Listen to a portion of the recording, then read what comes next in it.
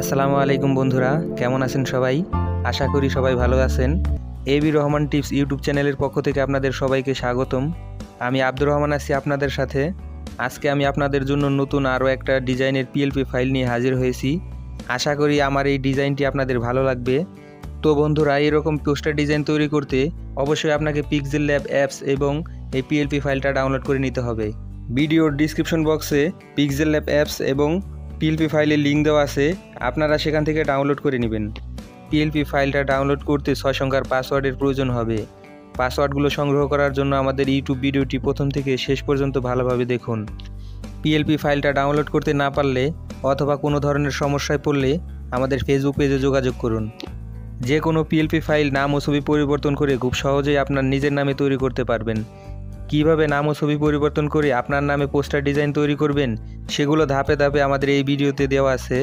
সম্পূর্ণ ভিডিওটি দেখে সেগুলো ফলো করলে খুব সহজেই আপনি নিজের নামে পোস্টার ডিজাইনটা তৈরি করতে পারবেন। আর নিয়মিত মোবাইল দিয়ে তৈরি যাবতীয় প্রিমিয়াম কোয়ালিটির ডিজাইনগুলোর পিএলপি ফাইল, পিএইচডি ফাইল পেতে চোখ রাখুন আমাদের ইউটিউব চ্যানেল অথবা আমাদের ওয়েবসাইটে।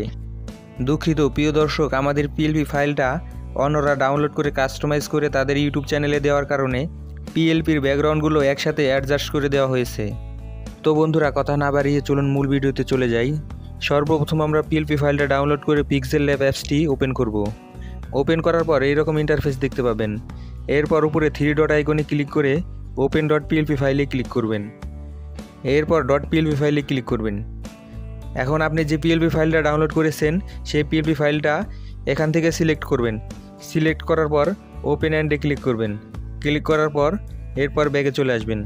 ব্যাগে আসার পর আপনি যে পিএলপি ফাইলটা ডাউনলোড করেছেন সেই পিএলপি ফাইলটা দেখবেন এখানে শো করছে। তো এরপর আপনি ছবি এবং নাম এডিট করে নেবেন।